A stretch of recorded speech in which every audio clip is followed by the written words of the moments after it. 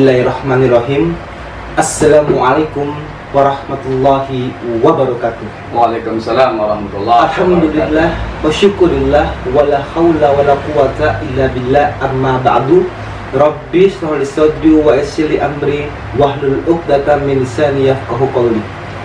Ma'asyiral muslimin rahimakumullah, para sahabat, para guru, para pendengar dan para pemirsa sekalian dimanapun berada, berjumpa lagi dengan kami di sudut dakwah Islam, dakwah dan pendidikan yang alhamdulillah semoga kita yang menonton video ini semoga dalam keadaan sehat walafiat, walaupun kita masih dilandai dalam pandemi COVID-19. Teman-teman sekalian, para pendengar sekalian, kita hari ini sudah bersama Ustadz Junaidi, SPDI, MM, MPD, MIKOM, ya. Mungkin sudah tak asing di telinga kita, mungkin tak asing lagi di mata para pendengar sekalian yang sering tampil di hampir 60 episode ya, 60 episode ya, di mana ini tentang ceramah-ceramah, judul-judul ceramah yang sangat milenial ya. Jadi kalau misalnya nanti ingin melihat Ustadz Junaidi berceramah dan berdakwah dari episode 1 sampai episode 60 ya, silahkan nanti klik buka YouTube HP Anda atau buka YouTube Anda di laptop Anda atau di HP Anda, ketik sudut dakwah Islam, keluar semua ya tentang dakwah-dakwah dari Ustadz Junaidi. Baik, para pendengar sekalian, kita hari ini akan membahas sebuah tema yang sangat milenial, yaitu adalah tentang pernikahan dalam Islam ya. Bagaimana sih pernikahan dalam Islam itu? Apakah pernikahan itu hanya begitu saja? Apakah pernikahan itu hanya sekedar sah saja? Apakah pernikahan itu hanya sebagai menghilang dari single, punya pasangan? Tapi pernikahan itu lebih dari itu. Sebelumnya saya sapa dulu. Assalamualaikum Ustadz. Waalaikumsalam warahmatullahi wabarakatuh. Mana Ustadz nih, sehat ya? Alhamdulillah sehat. Walaupun kita nih dalam pandemi COVID nih, kita nih hanya berdoa nih apa nih? Sehat Ustadz ya? Amin. Itu masalah ya. Jadi dalam pandemi ini Ustadz ya, dalam pandemi ini saya ini ada satu kata yang nggak pernah saya lupa. Apa itu Ustadz? Walaupun wabah datang, tapi akhirnya nggak boleh hilang. Oh, cakep. Benar Ustadz? Itu prinsip itu. Benar. Benar. Kita bolehlah wabah datang dari pandemi COVID-19, pandemi apa, tapi akidah kita tetap tauhid kepada Allah Subhanahu wa Ta'ala. Oke, Ustaz, kita hari ini akan membahas tentang pernikahan dalam Islam. Kita tahulah kalau kita misalnya kita mendengar pernikahan di mindset orang-orang sekarang, pernikahan itu hanya dianggap sederhana saja. Hanya sederhana, mungkin hanya mau menghapus statusannya, atau mungkin karena kejaran usianya, atau mungkin karena desakan orang tuanya gitu ya. Tapi mungkin para pendengar, mungkin saya juga, mungkin para pendengar ini mungkin butuh pencerahan dari Ustadz Junaidi tentang pernikahan dalam Islam. Kalau kita berbicara dalam pernikahan, ini pasti identik dengan mencari calon istri dan mencari calon suami yang ideal. Nah, bagus Ustadz ya. Silakan Ustadz. Baik, terima kasih Ustadz Fauzan. Assalamualaikum warahmatullahi wabarakatuh. Waalaikumsalam warahmatullahi wabarakatuh. Bismillahirrahmanirrahim. Nahmadullah haqqa hamdih wa nashkurullah haqqa syukri. Amma ba'du, kaum muslimin yang dirahmati Allah di mana saja Anda berada, puji syukur hanya untuk Allah. Salawat dan salam untuk Rasulullah Muhammad sallallahu alaihi wasallam. Allah ciptakan makhluknya di dunia ini saling berpasang-pasangan, Ustaz. Ya, betul sekali. Ada malam, ada siang. Ya. Ada panas, ada dingin. Betul. Ada laki-laki, ada perempuan. Betul. Ada saya Ustadz Junaidi, ada istri saya Jamilah perempuan. Waduh. Ada Ustadz Fauzan, ada? Belum ada. Oh, belum ada. Iya. Berarti belum selesai sunatullah pada pasangannya, gitu ya. Dalam kehidupan kita umat Islam atau manusia secara umum, adanya laki-laki dan perempuan, keduanya saling membutuhkan. Laki-laki pasti membutuhkan perempuan, begitu pula sebaliknya. seorang wanita pasti membutuhkan laki-laki. Laki-laki sangat pemenuhan kebutuhannya itu terpenuhi. Demikian pula kebalikannya. Setiap wanita pun sangat kebutuhannya bisa terpenuhi oleh laki-laki. Oleh karena itu, untuk bisa saling terpenuhinya kebutuhannya, yang laki-laki dapat terpenuhi kebutuhannya oleh wanita, kebalikannya seorang wanita juga dapat terpenuhi kebutuhannya oleh laki-laki. Islam memberikan jalan untuk pemenuhan kebutuhan baik laki-laki maupun perempuan itu. Ada sebuah jalur yang disebut dengan jalur pernikahan. Betul, betul. Jadi pernikahan itu merupakan ikatan lahir dan batin antara seorang laki-laki dan perempuan untuk terikat dalam sebuah perjanjian sehingga terkena atasnya hak dan kewajiban untuk membentuk sebuah kehidupan rumah tangga dan untuk melahirkan keturunan yang diharapkan keturunan yang soleh dan solehah tentunya. Dan dalam pemenuhan kebutuhan ini, tentunya jalur pernikahan adalah merupakan syariat Allah yang diturunkan kepada Rasulnya Muhammad Sallallahu Alaihi Wasallam, sehingga nikah adalah merupakan salah satu ibadah yang disunahkan oleh Rasulullah Muhammad Sallallahu Alaihi Wasallam. Oleh karena itu Rasulullah Muhammad Sallallahu Alaihi Wasallam bersabda dalam satu hadisnya, "An-nikahu sunnati faman raghiba an sunnati falaysa minni." Nikah itu jalan hidupku, kata Nabi. Siapa orang yang membenci nikah, dia bukanlah dari golonganku. Jadi kalau ada orang yang benci nikah, nggak mau nikah, gua anti nikah, itu bukannya umat Rasulullah Muhammad Sallallahu Alaihi Wasallam. Karena itu kepada seseorang yang memang sudah waktunya untuk menikah, Nabi anjurkan segera menikah. Kata Nabi dalam satu hadisnya, "Ya ma'syaras sabab, man istata'a minkumul ba'ata falyatazawwaj.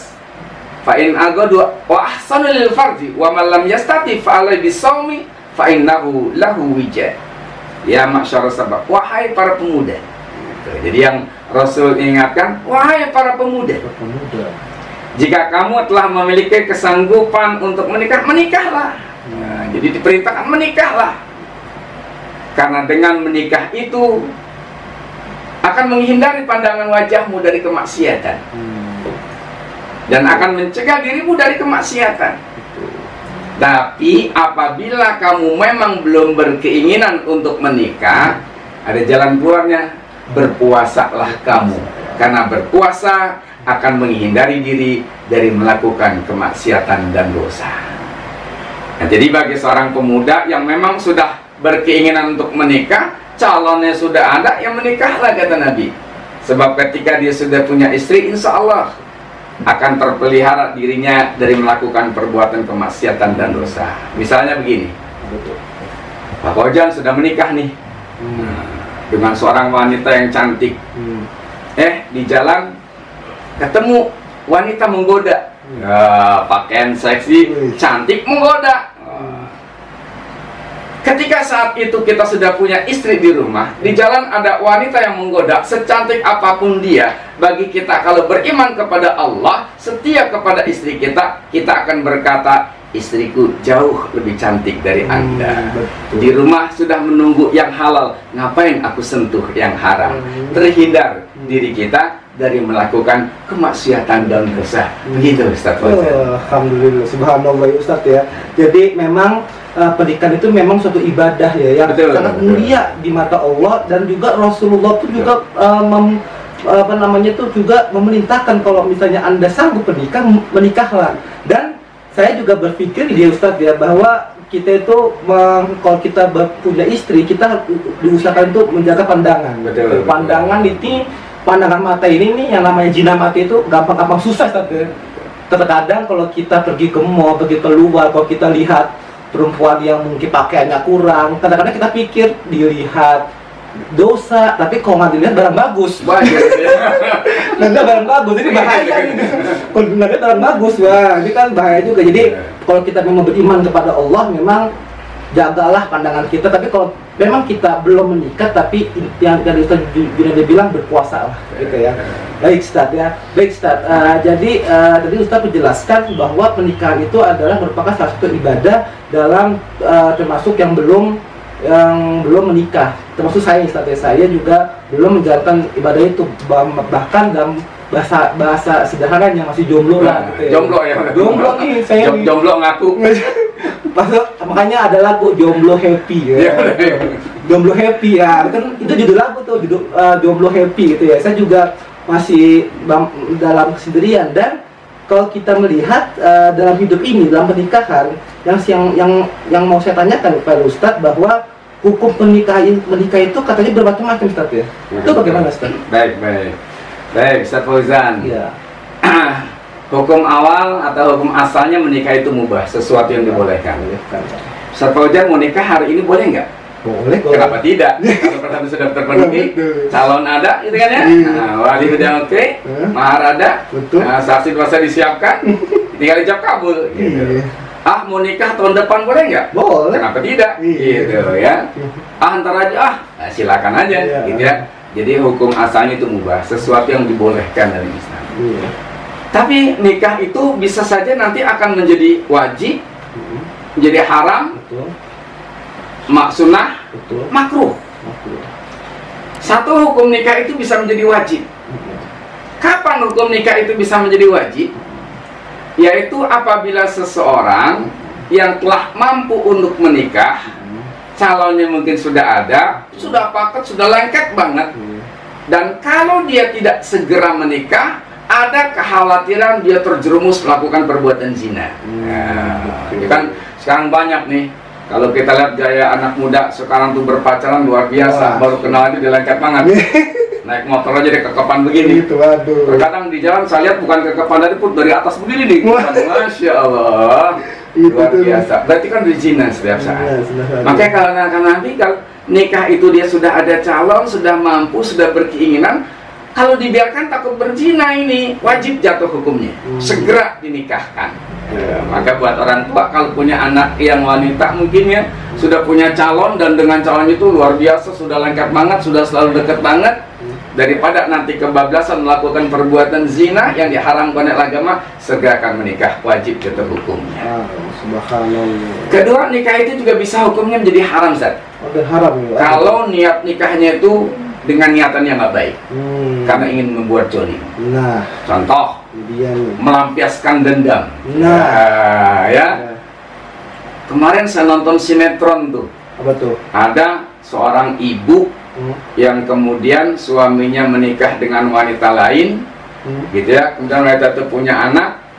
Kemudian si laki-laki ini menikahi anak si wanita itu, tapi ibunya meminta untuk balaskan dendamnya. Akhirnya dinikahilah si wanita itu dengan niat dendam, membalas sakit hati ibunya yang dulu pernah dikhianati oleh bapaknya karena nikah lagi. Menikahlah, tapi dengan niat balas dendam, haram hukumnya. Atau niat-niat yang nggak baik lainnya karena pengen mendapatkan harta kekayaannya, gitu ya. Wah, ini anak tunggal, bapaknya udah tua, ntar golok nikahin, bentar lagi bapaknya mati, warisannya ke kita semua. Itu udah niatnya nggak baik, haram. Subhanallah. Ketika bisa saja niat ibadah nikah itu menjadi hukumnya makruh. Makruh. Dia belum mampu untuk menikah, memaksakan diri untuk menikah. Ya. Pernikahan dini, masih kecil udah dinikahin. Nah, bukan pernikahan si dini ya. Kalau si dini walaupun dia namanya dini, tapi kalau sudah mampu ya nggak makruh, dia mampu. Ini pernikahan dini, pernikahan muda yang itu memang dari segi psikologis dia belum matang pola pikirnya, dari segi materi belum siap, dipaksakan menikah. Itu makruh karena akan membawa mudarat dalam kehidupan rumah tangganya. Belum siap. Nah, yang keempat itu bisa jadi hukum nikah itu sunnah. Sunnah itu sangat dianjurkan segera. Contoh nih, Ustaz Fauzan udah punya calon, gitu, udah punya calon nih, gitu. Sudah waktunya lagi, udah usia 24 tahun sih udah matang lah. Gitu. Istrinya juga ternyata sudah calon istri juga udah dewasa lah. Tapi Ustaz Fauzan masih belum mau nih. tapi masih yakin mampu mengendalikan diri, nggak ada kekhawatiran untuk melakukan perbuatan zina, gitu ya. Ketemu pun jarang ataupun tidak ketemu lah, ya, cuman komunikasi via telepon. Ketika Ustadz Fauzan mungkin sudah punya calon, sudah waktunya menikah, tapi belum berkeinginan untuk menikah, tapi yakin banget bahwa dengan dia menahan untuk belum menikah, dia tidak mampu untuk mengendalikan diri untuk tidak terjerumus pada melakukan perbuatan zina. Jatuh hukumnya itu sunnah. Lebih bagus udah nikahlah, ngapa kan gitu. Artinya dengan jarak dia melaksanakan pernikahan lebih bagus ketimbang menunda-nunda nanti. Bahasa kasarnya ntar keburu direbut orang lain. Betul. Gitu, oke, subhanallah. Jadi memang hukum nikah itu bisa jadi wajib kalau dia benar-benar sudah mampu, sudah mapan, wajib dia menikah. Bisa jadi sunnah, dianjurkan menikah, bisa jadi ini makruh, bisa juga jadi haram. Haram ini bisa orang yang balas dendam gitu ya. Jadi kalau menikah balas dendam ini saya jadi ingat film Ustaz Judoni mungkin pernah bilang ku menangis tuh. Oh iya. Menangis itu makanya nonton film tuh ku menangis itu apa? Itu menikah jadi haram tuh. Ku menangis mulu, ku menangis aja gitu kan. Jadi memang pernikahan ini tergantung kondisi kitanya ya Pak. Apakah kita sudah sanggup ataukah belum. Ustaz ya. Ustaz, sebelum kita mulai, sebelum kita lebih lanjut mungkin bisa minum Ustaz ya. Iya nih, suara agak serak nih. Malum ya. Kebanyakan manggung. Aduh. Tapi bukan manggung dangdut ya, bukan ya? Bukan, ini kan udah lebih santai nih sebenarnya.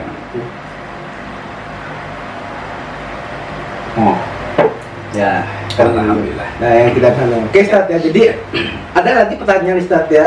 Mungkin Ustaz mungkin sepikiran dengan saya bahwa saya juga melihat kehidupan di zaman sekarang kan beda ya dengan zaman dulu tahun 90, tahun 80, kan sekarang udah tahun 2000 gitu ya. Mungkin sekarang di kehidupan masa remaja ini bukan lagi diisi dengan kehidupan yang positif, banyak yang negatifnya, gitu ya. Bahkan di umur SMP, di umur SD pun, dengan SMP, SD pun ini sudah berarti itu yang namanya itu kata-kata itu pacaran. Padahal itu kan kalau dalam istilah itu cinta monyet lah. Cinta monyet itu artinya cinta yang main-main gitu ya.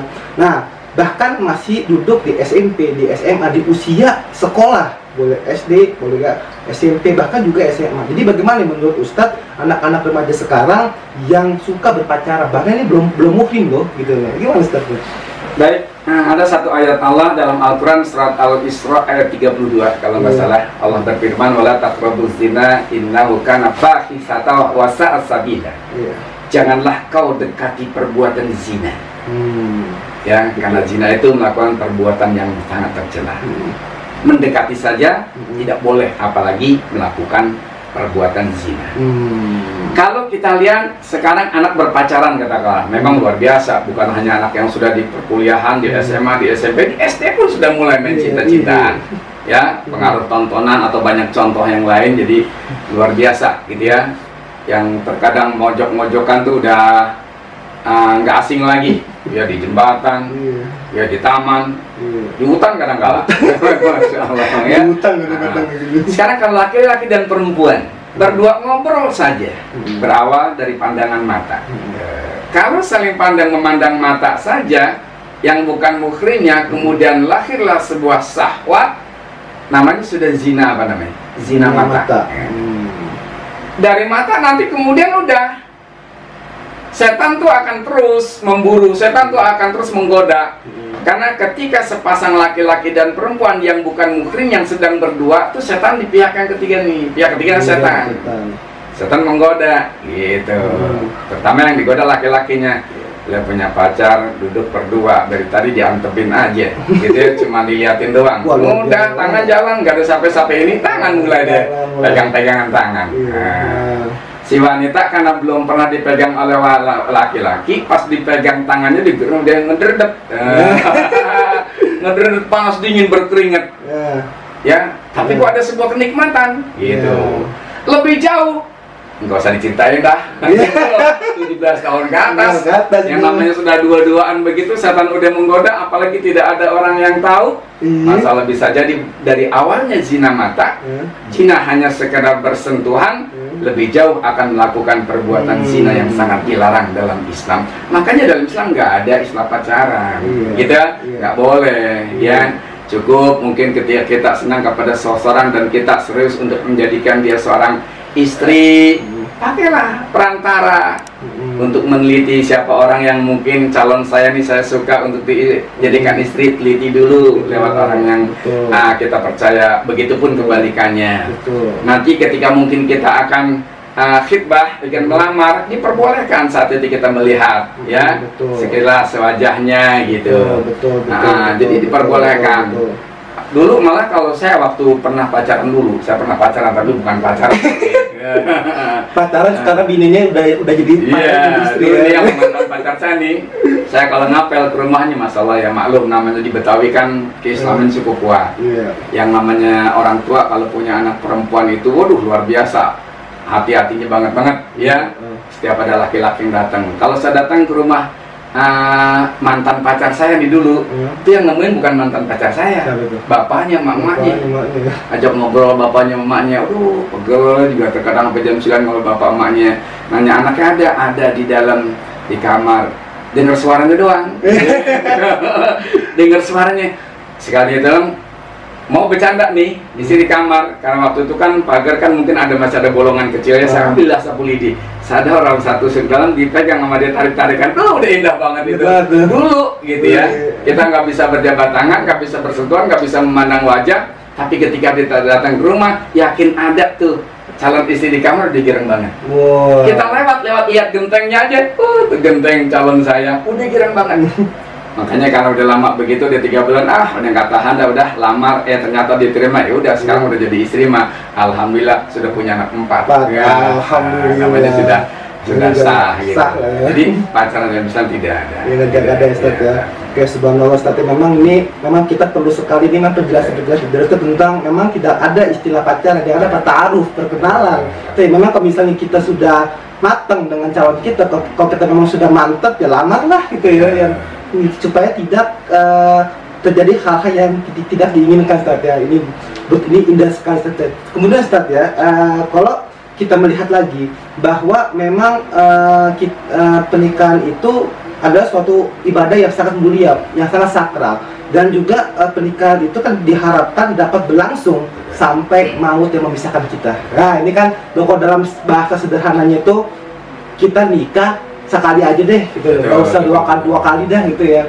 Ini kan kamu dan aku, kalau bahasa mudanya kamu dan aku bersatu sampai maut memisahkan kita. Nah, gitu kan ya. Nah sekarang supaya ini ya, saya juga mau menanya tipsnya buat saya pribadi yang masih sendiri gitu, yang belum punya istri, mungkin umumnya untuk para pemirsa, para pendengar sekali yang menonton video ini, supaya kita mendapatkan istri yang bisa mendampingi saya dalam kondisi apa adanya. Nanti bagaimana Pak tipsnya dalam Islam untuk menentukan pasangan hidup dan istri yang baik gitu. Gimana Ustaz? Subhanallah, pertanyaannya langsung tipsnya untuk mencari calon istri yang idaman. Aduh, mana Ustaz nih? Baik, ini perlu penjelasan sedikit panjang Ustaz. Mudah-mudahan agak sabar nunggunya ya. Oke, nggak masalah. Kita ketika melaksanakan sesuatu ada perencanaan, ada pelaksanaan, ada pelaksanaan. Begitu juga ketika kita akan menikah, ada pranikah, prosesi nikah, pasca nikah.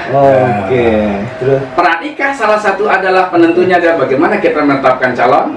Nikah, bagaimana kita bisa melengkapi saat prosesi nikah dengan rukun dan wajibnya. Pasca nikah, bagaimana ketika kita berhidup berumah tangga. Yang keduanya itu jangan kita coba pranikah deh, karena ditanyakan tentang bagaimana cara mencari calon. Jadi sesuatu yang disebut dengan pra itu akan menentukan keberhasilan tahap berikutnya. Ketika di sini gagal, tahap kedua, tahap ketiga gagal. Bahkan ending dari sebuah perjalanan hidup nikah, surga atau neraka. Di sini gagal, pernikahan terhambat, pasca nikah tersiksa, neraka. Tapi kalau di sini kita laksanakan sesuai dengan syariat, di proses nikah lancar, pasca nikah bahagia, maka akan mendapatkan surga yang penuh dengan kenikmatannya. Kan gitu.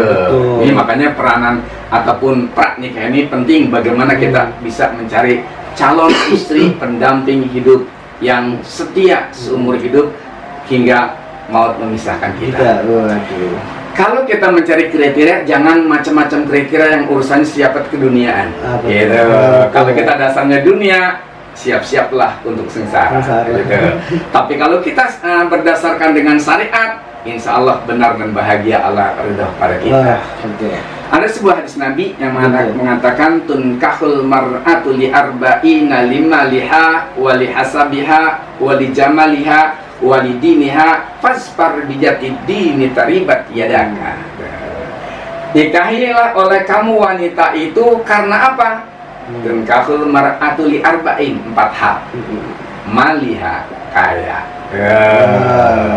Cari yang kaya. Ustaz, apa boleh nyari yang kaya di Sigarta? Boleh, kenapa tidak? Gitu ya. Karena lewat harta bisa jadi itu sebagai salah satu untuk bisa mendapatkan sebuah kebahagiaan. Satu contoh misalnya, kalau kita menikahi seorang wanita yang katakan miskinnya luar biasa, kalau anaknya 12, ya anak pertama, berarti adanya 11, hidupnya susah, kita nikahi kakak pertamanya, berarti kan yang 11 juga mau nggak mau kita tanggung. Ya, walaupun nggak wajib, berarti kan kita juga harus minta tanggungan. Repotlah kita.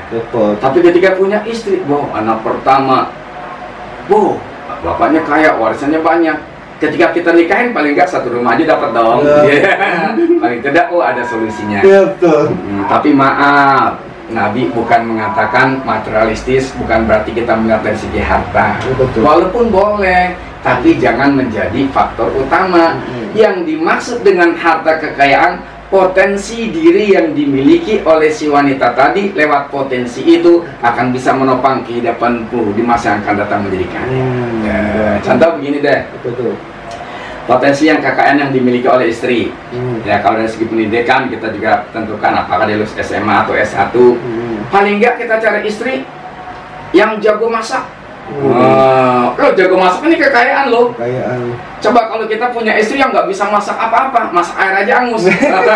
Masak air angus, kan bingung kita. Nah, kalau istri kita nggak bisa masak apa-apa, kita kerja nih.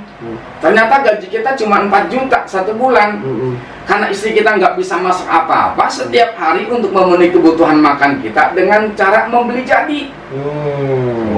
Sarapan pagi beli nasi uduk 15.000, 2 porsi 30. Makan siang di Padang 20.000, berdua 40, 70. Nanti siang juga begitu 40, jadi 110. Beli bakso lagi 150 tuh. Buat makan doang sehari karena beli jadi mulu. 30 hari 4,5 juta. Gaji kita 4 juta. Lah, lebih besar pasak daripada tiang. Besar pengeluaran daripada pendapatan. Susahlah hidup kita. Kalau kita istri nggak bisa masak. Tapi kalau istri kaya karena punya kemampuan masak, masya Allah, hemat, sehat, bahagia, kita bisa menikmati olahan dan masakan istri. Cari istri yang kaya nih, kaya potensi diri, gitu ya. Kedua, wali hasabiha, keturunan yang baik-baik, gitu ya. Kita lihat istri, dari orang baik-baik, bapaknya ustadz, tokoh masyarakat, pengurus masjid, ibunya ustazah, tokoh masyarakat. Kita tahu, keluarga ini bapak ibunya orang baik, sosialisasinya bagus di masyarakat, itu tokoh masyarakat, hubungannya dengan masyarakat baik. Kalau bapak ibunya baik, insya Allah anaknya akan baik. Karena kan buah tidak akan jauh jatuh dari pohonnya. Nah, ada teori genitas, ya, yaitu sel pembawa keturunan. Gitu. Makanya ketika kita mendapatkan keturunan yang baik, apalagi dari keluarga yang subur, yang anaknya banyak, kita akan mendapatkan bibit unggul yang kelak juga nanti akan mudah mendapatkan keturunan. Cari keturunan yang baik-baik. Yang ketiga, wali jamaliha, yang cantik. Nah, cantik. Kenapa kita harus mencari yang cantik? Karena manusia memiliki naluri estetika, senang yang indah-indah. Gitu, senang yang indah-indah. Ketika kita punya istri yang cantik, ada sebuah kebanggaan dalam diri kita. Istri kita cantik, mungkin kemana-mana kita bawa. Kondangan kita bawa, kita gandeng, nggak boleh jauh-jauh. Tak boleh godain orang, apalagi kalau terbuat orang. Kemana kita bawa?